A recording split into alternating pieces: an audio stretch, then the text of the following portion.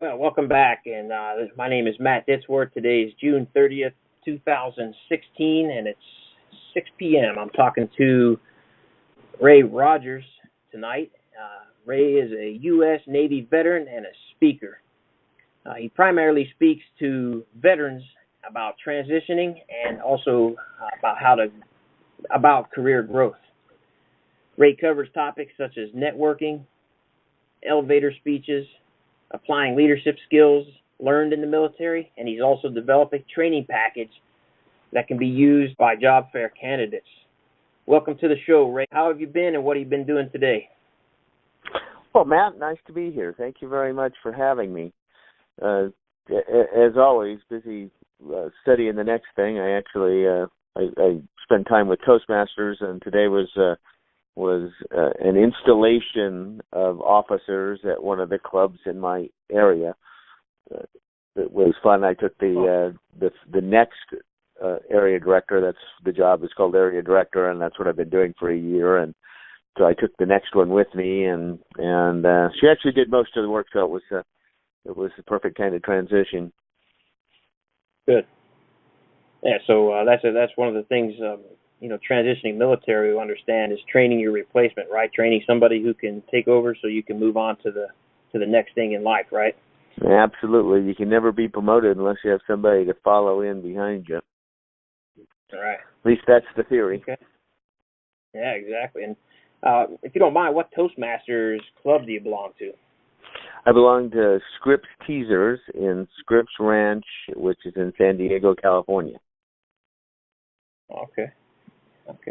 So the club's been around for over 30 years, and is just the history is not so much made up in the people as made up in that we've been here, kind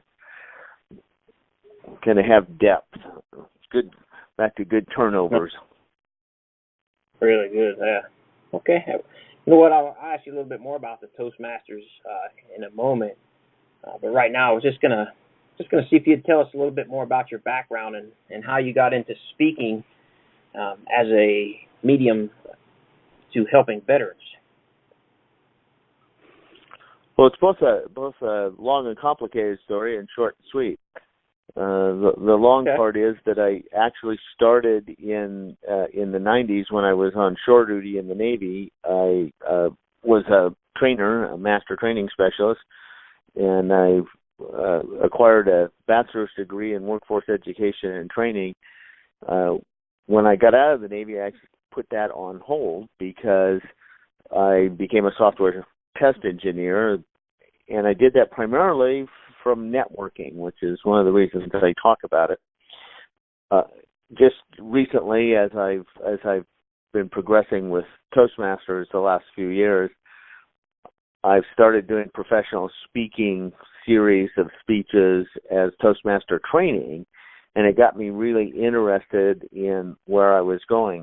As you were talking about when you introduced me, I have one of my networking speeches is called Networking to the Differences, which is also a training venue. And I talk about the fact that many of us have things in common with others, and that's how we network. We have things in common in our community, in the veteran community. It's often that our status as veterans.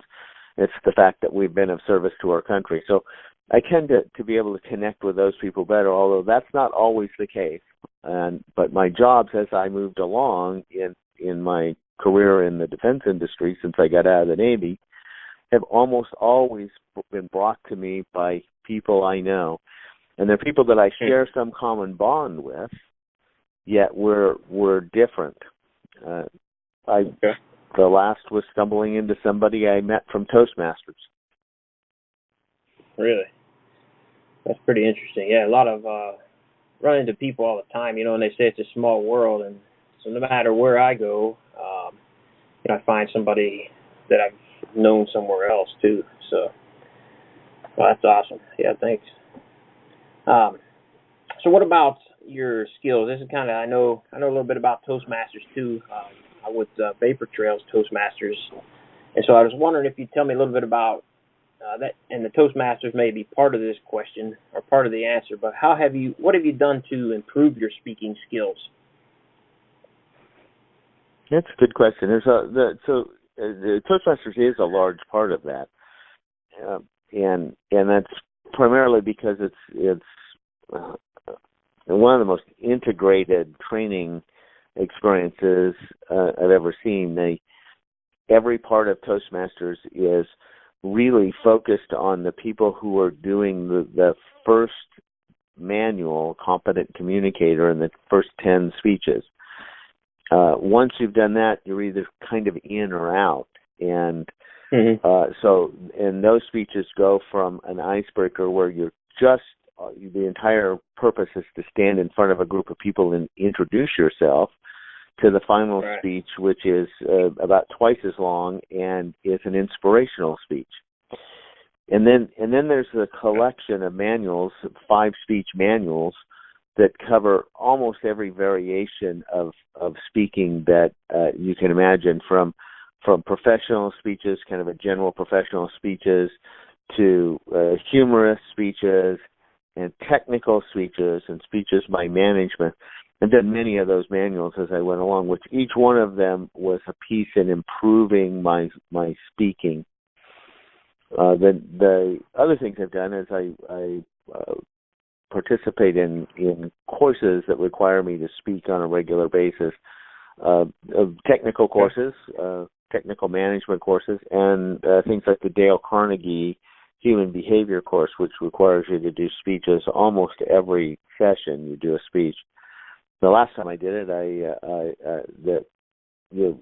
once you've signed up and done Dale Carnegie course, you can always go back. When you go back, you coach it instead of just participate, so that you get something out of it and you get a chance to give your experience back. So I just recently did that again.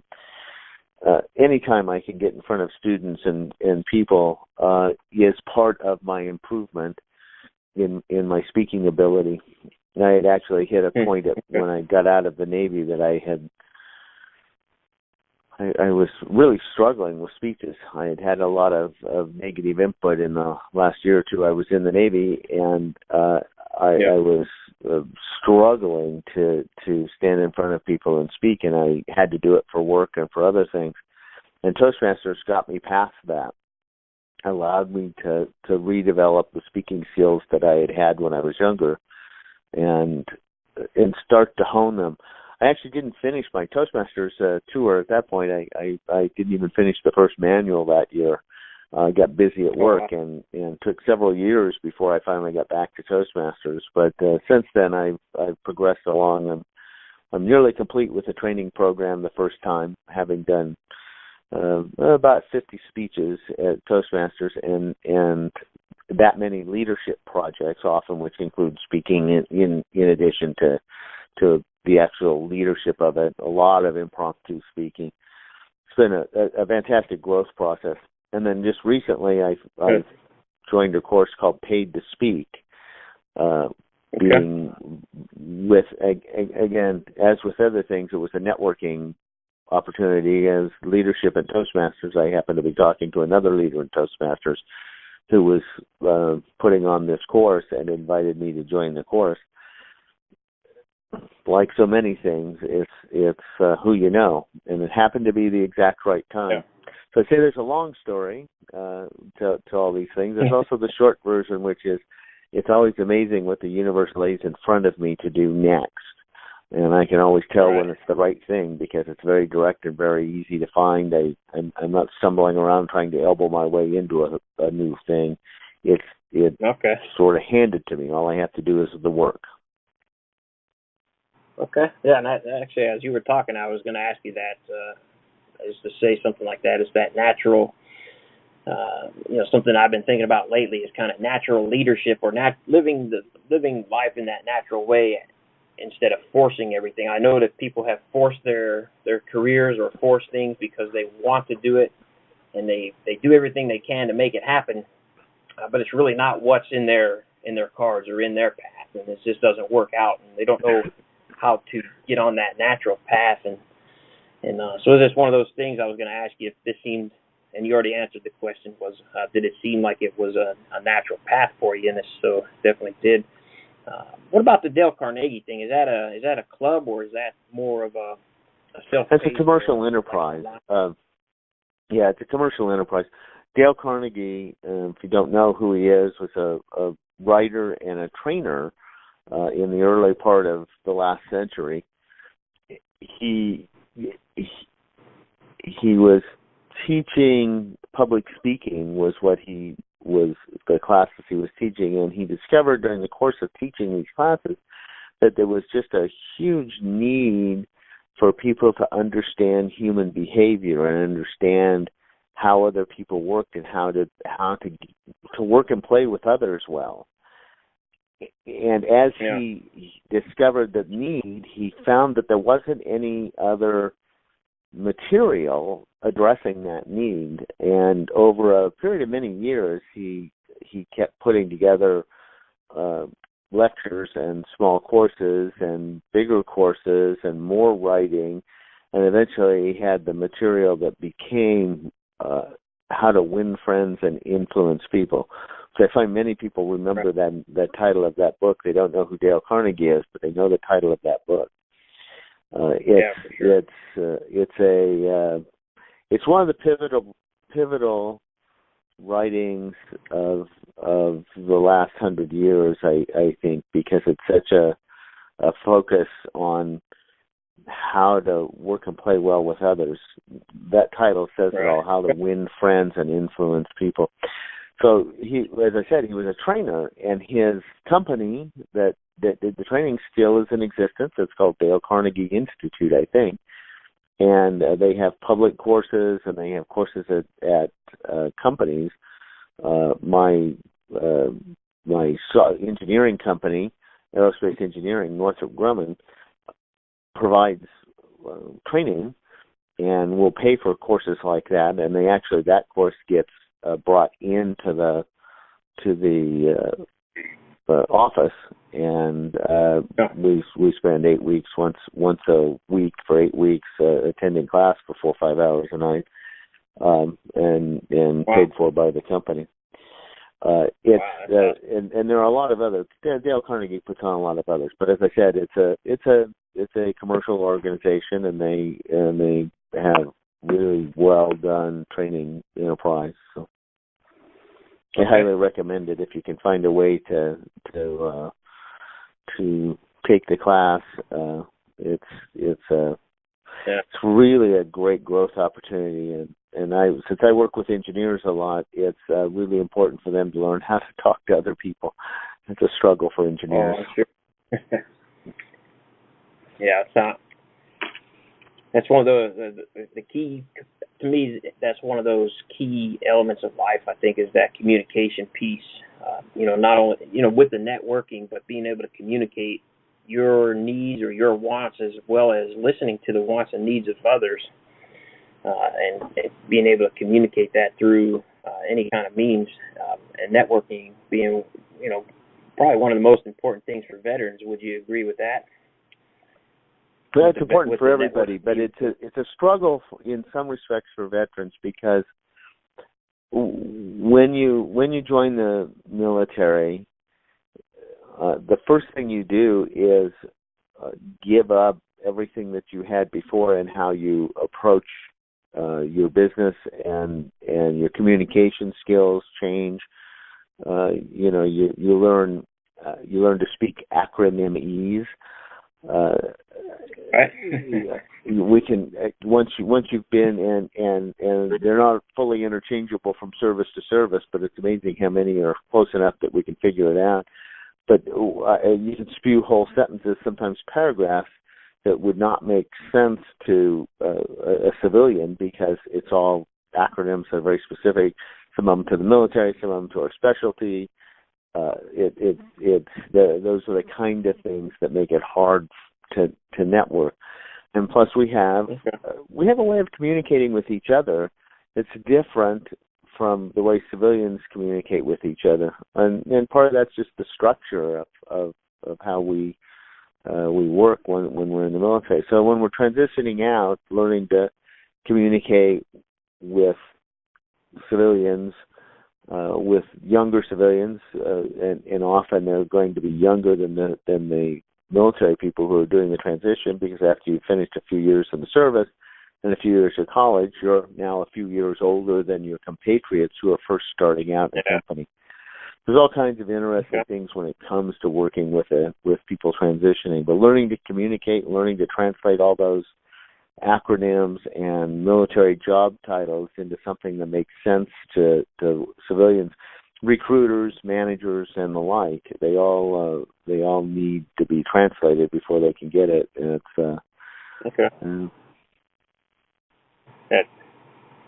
so it sounds like Toastmasters and something like Dale Carnegie could be good for the military. Transitioning.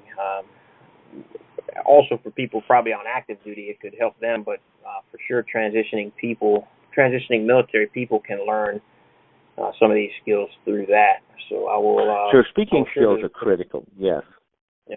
Speaking skills are absolutely critical for all of us. That's a part of the job growth things that I talk about. Developing yourself within your career is another art form, and it's different for civilians than it is for the military. In the military, we have a very didactic method of going through things. You either get promoted or you don't, and it's oftentimes based on boxes that you can check and you understand, and they're very clear.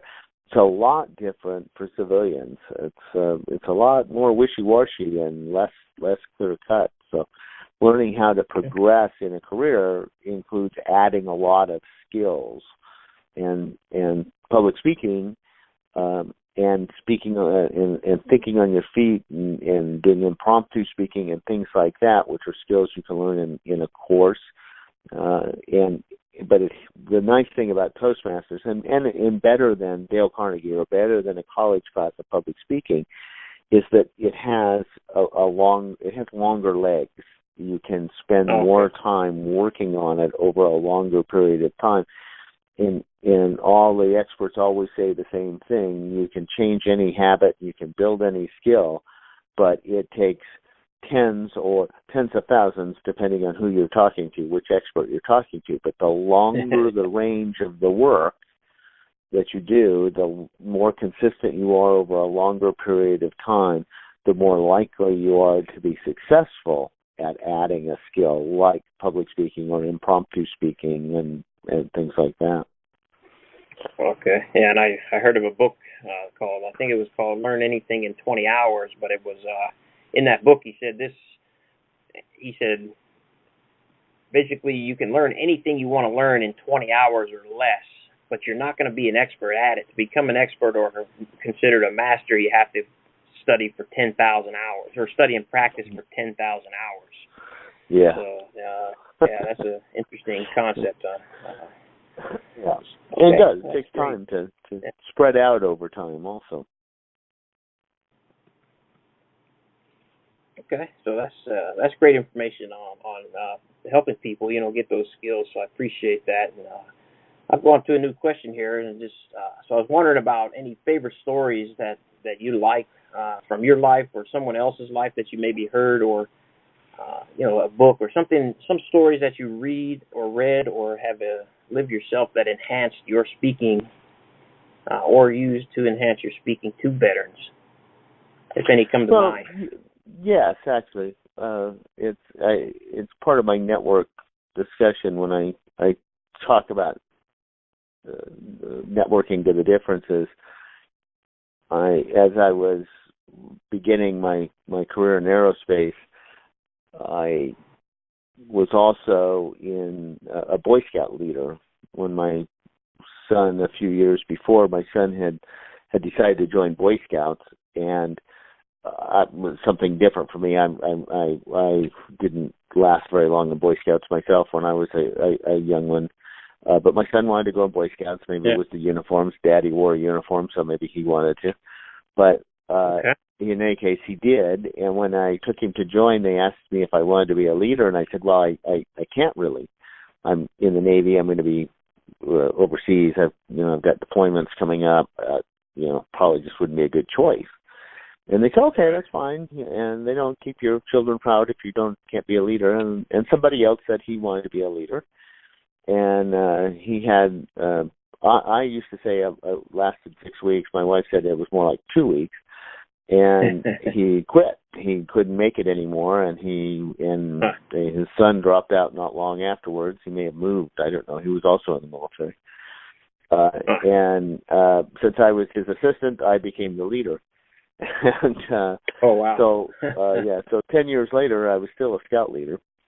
And in between those two, the beginning and the end of my scout experience, one of the other scout leaders, my assistant den leader, as my son was in Cub Scouts, worked for the same company I did, in a whole different division, a different part of the company. And he often, asked me more than once, asked me if I wanted to come over to his part of the company. He could always use people with my skill sets, and I said, well, I've got this plan, I got that plan.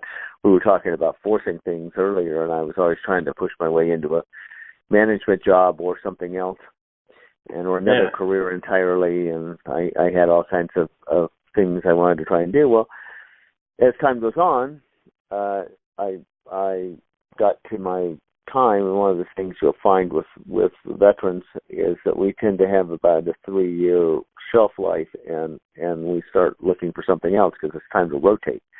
And somewhere between 2 and 4 years, we're ready to rotate and go do something else, and that doesn't go away when you become a civilian. It just changes nature because it's not built in anymore. And my customer had been doing the same thing over and over and over, and I've been trying to get him to change, and I finally told him what I really thought. I had to find another job. My customer said they didn't really want me on the contract anymore.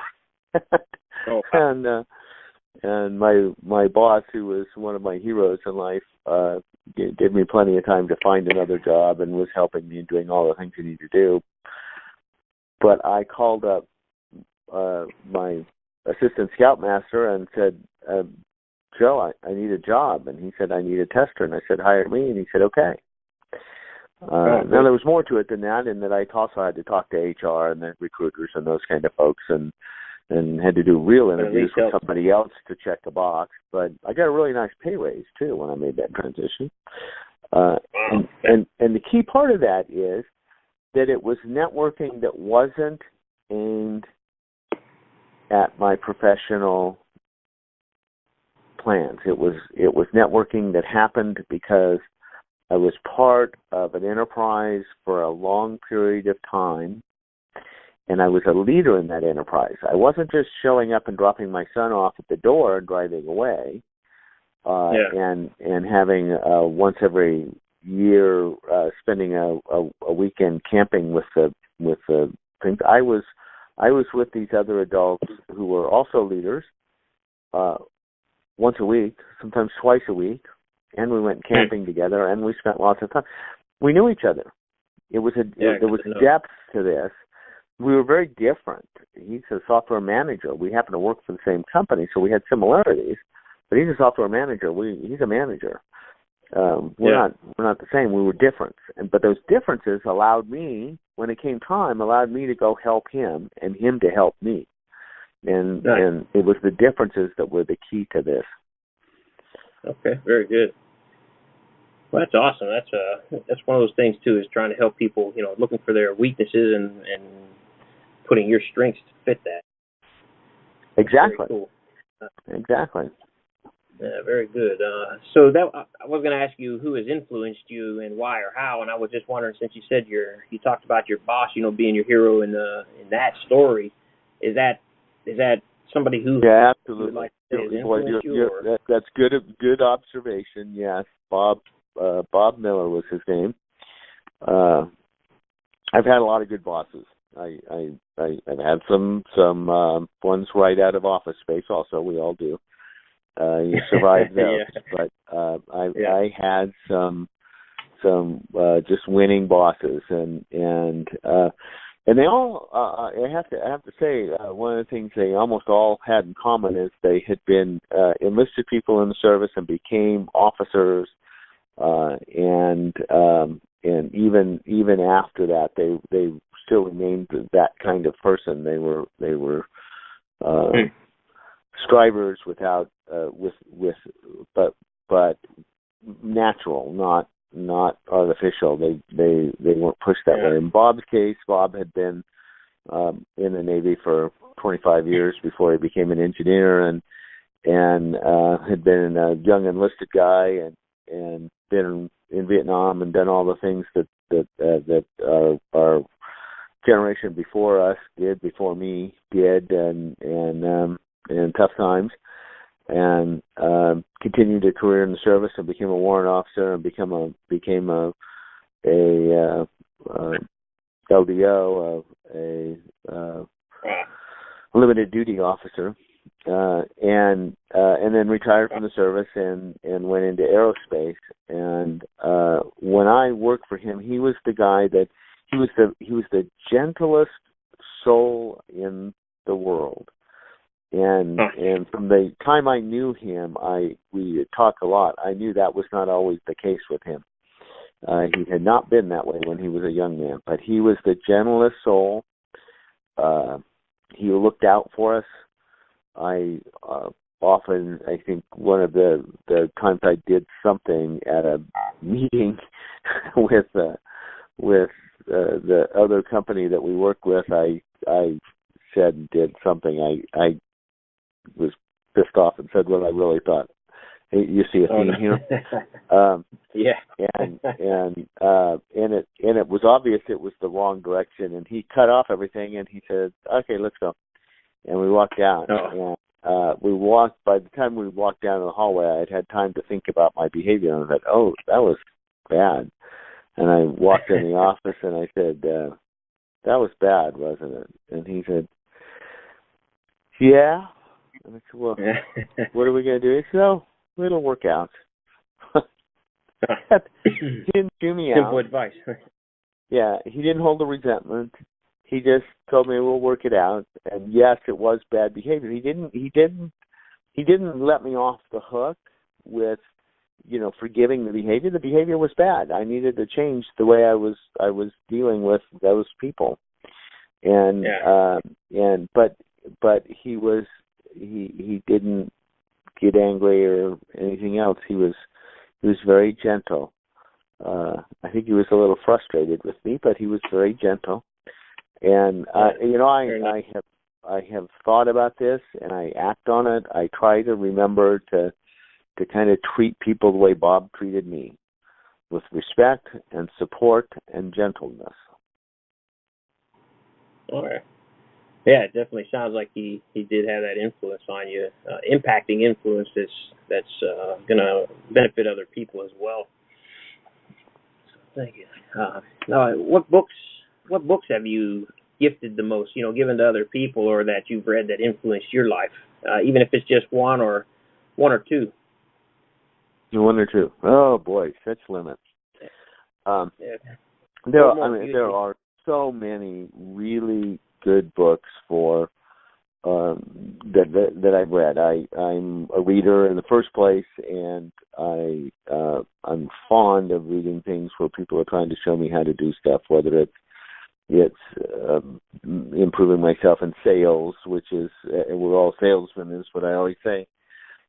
First thing you have to do in life is sell your mom on feeding you. It's a fairly simple process, and it's not a hard sale, but it's the first thing you do. Right. But there are also, so many other things that are important and struggles in life, especially in our modern society. One of the things that we have kind of more limits, I think, than when I was young, is spirituality. And it's very hard to bring spirituality into life, into business. Folks that have a religion, they may or may not have spirituality to go with their religion. So it's really hard to have a conversation about it, because religions kind of inherently have a lot of dichotomies between the different religions, and especially major faiths. But even within minor variations of faith, they have differences. So it's hard to have conversations about that allow you to help more than one person. But there are some good, simple spiritual things. One of them that I find just vitally important, and it's probably the book I've gifted the most and suggested the most. It's called The Four Agreements. It's written by Don Miguel Ruiz. And one of the things I like about it is there's only 4 of them. Unlike the 12 steps in recovery and the 10 commandments in the Bible, there's only 4. I can usually remember 4 things. And I often suggest that. And when a friend does, in fact, read it, I can often help them work through building on it. It seems so simple. It's a very easy read. A slow reader can read it in a day or two. A fast reader can read it in an hour or two. It's a weekend read at most. But I've spent a lifetime trying to really get the depth of that. I probably read that book when it first came out, which I want to say was 20 years ago. It might have been more or less. And I've continued to study it. Sometimes I've taken courses in it. I reread it. I read other people's writing about it, because there's just these 4 small, simple, seemingly simple agreements just have depth. And they don't counter people's religions, which allows everybody to get a feel of this, whether you're atheist or Catholic. Or Muslim or anything, it doesn't run counter to that. They're very much within the feelings you have for that. So that's one, and I gift that often. In professional growth, all professions have some things they have to do, and so I read a book a few years ago, and again, in a similar manner, I've reread this many times. It's called The Art of Asking. And right at the moment, I can't remember the author's name, but the book is called The Art of Asking. And it's a book about how to ask questions. The man is a master question asker, and it covers kind of good ways to ask questions, bad ways to ask questions, ways to steer questions that are going when other people are using poor questioning techniques. It helps you identify power play questions and questions that are just inappropriate, and so you can learn what not to do as well as what to do.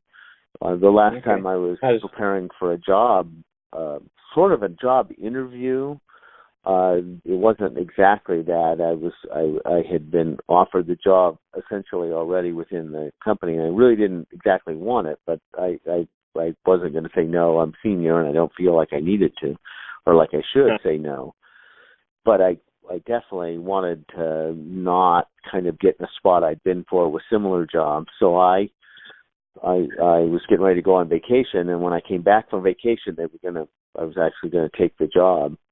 So shortly thereafter, and so while I was on vacation, I sat down and wrote 20 questions to ask when we met. We were going to meet right after that, and I had 20 questions to ask that got to the heart and soul of the things that I considered to be the most important, and would likely be the most important to my boss, so I would understand how we work together. And it just goes. There's thousands of times every day there are places that one should have the bravery to ask questions. And the Four Agreements kind of talks about having that bravery, and the Art of Asking gives you the actual tools to use that bravery. Okay. Now I've heard of a book, is it by Amanda Palmer? I'm sorry? Not familiar. Is it by Amanda Palmer? Well, the book I read, The Art of Asking, isn't by Amanda Palmer, but... Oh, okay. One that I've heard of myself, so I was just wondering if it was that one. But, all right, well, thank you. That's I'll put some links to these books too as well for people to look up, and so I'll make sure we get the right book called The Art of Asking.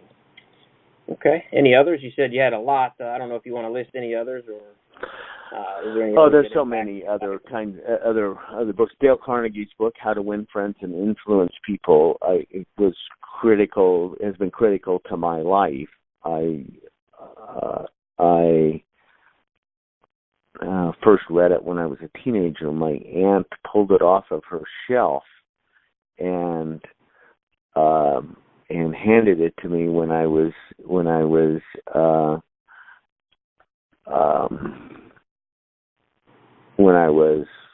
having normal teenage difficulties.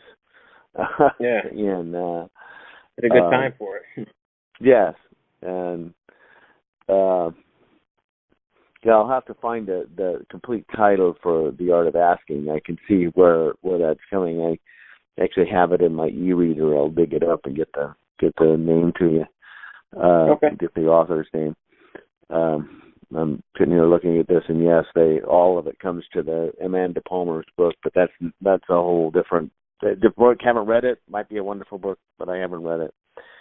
Okay. Yeah, Dale Carnegie's book is one of my favorites, and but there are always books that are worth the read as you go along. Like I said, I've probably reread those three books more than most other things, but the 7 Habits of Highly Effective People is a useful thought exercise.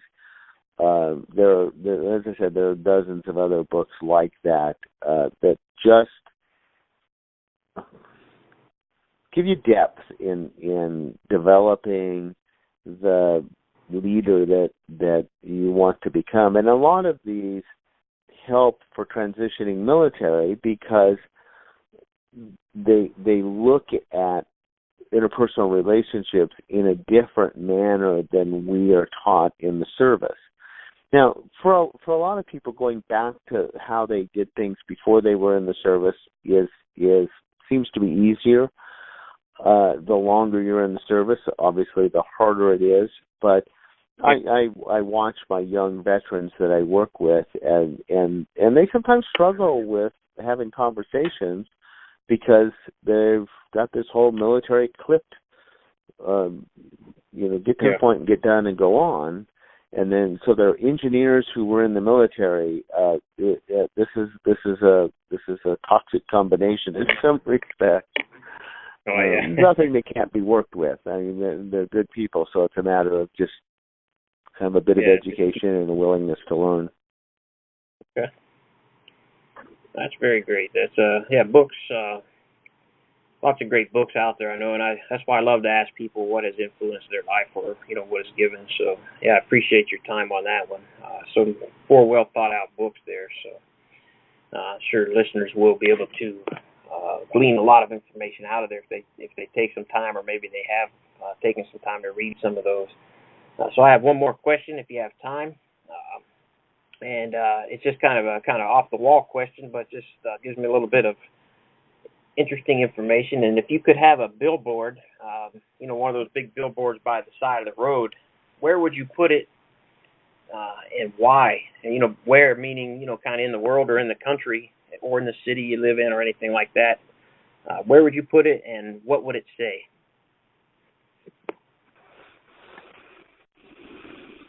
Well, it could be anywhere as long as it had good traffic.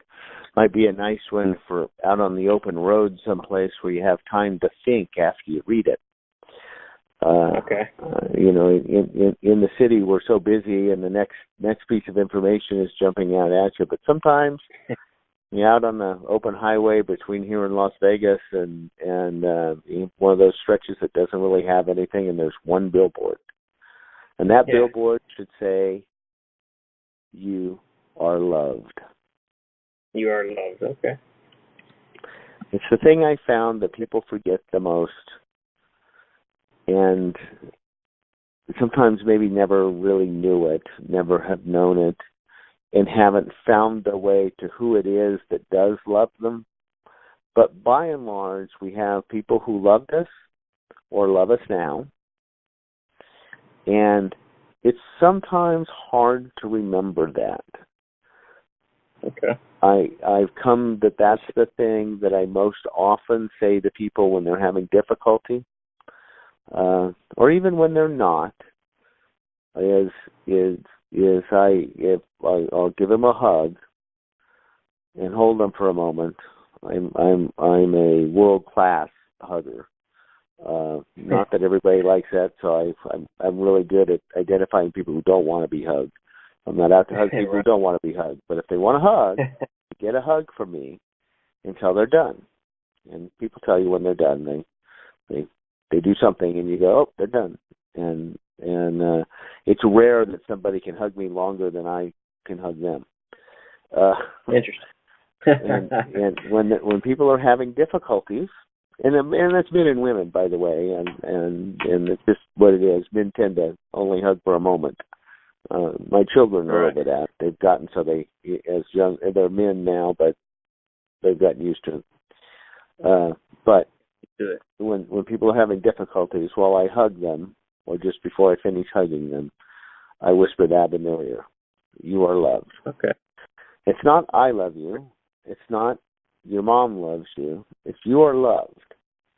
And it may be the universe that loves you more than anything, because we are all part of this universe, and there's a lot of love in this universe. Right. Understandable. Well, very good.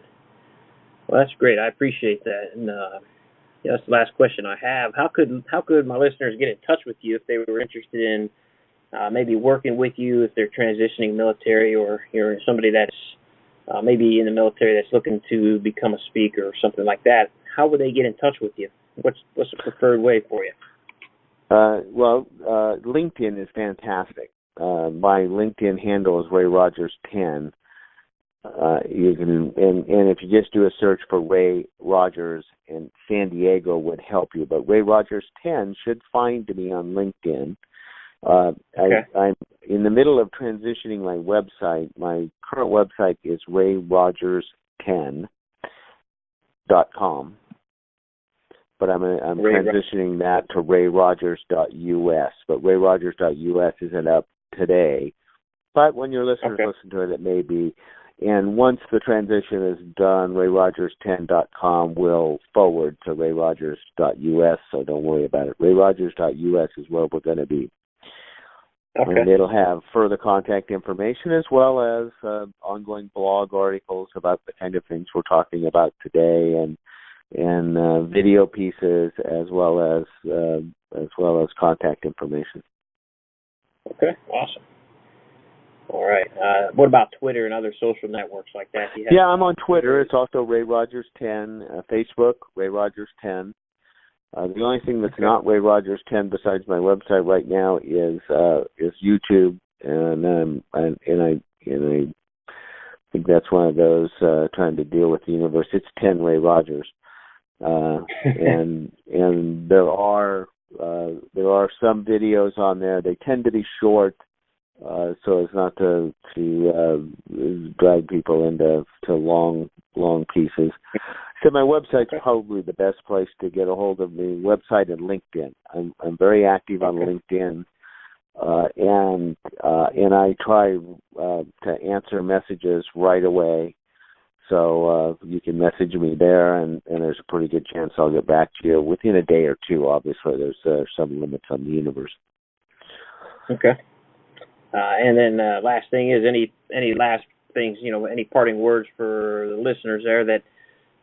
Anything you'd like to tell them, or anything you'd like them to do, as far as just somebody that might be listening right now. Is there anything lastly that you would like to have them do or know? Sure, there's a couple of things. One of the things I didn't talk about is an organization called psycharmor.org, and like psych as in psychology, and armor like as in armor armor.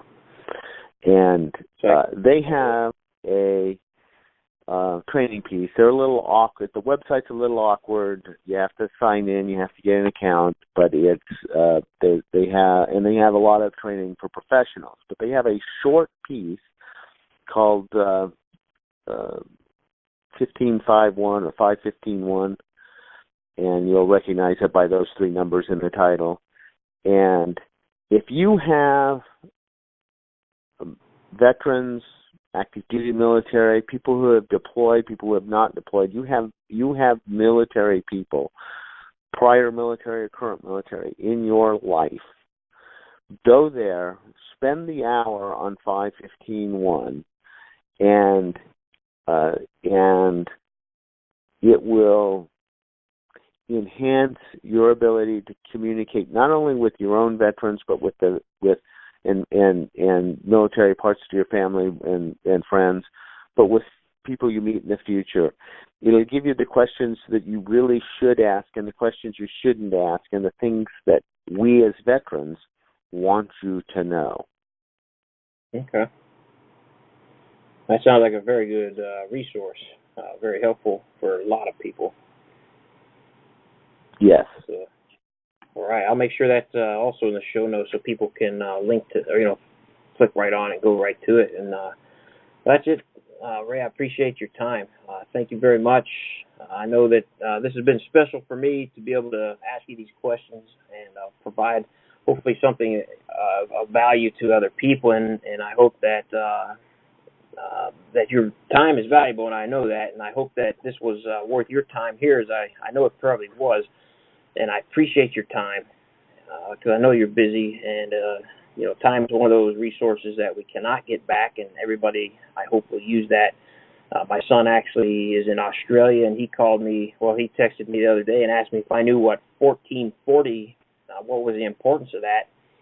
So I looked it up real quick, and it was the number of minutes in a day, and he said, yes, that's what I'm talking about. There's only 1,440 minutes in a day, so how are you going to use those minutes? And I appreciate you giving us a few of those minutes today.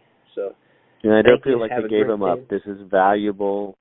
You asked really good questions. I really appreciate you asking those questions, and I look forward to going on your site and listening to some of the other interviewees and the answers to these questions. I'm really looking forward to that. Thank you very much for doing this. This is really a blessing. All right, you're welcome, and thank you again. And I'll talk to you some other time. Have a great night, and for you listeners there, I appreciate your time listening to this as well, as I know your time is valuable. My goal is that you get some kind of value out of this, and please comment below if you have something you'd like to know more, and please contact Ray Rogers if you're looking for help in that transition. And my contact information, of course, will be right under this. So thank you again. Have a great day, and we'll see you next week.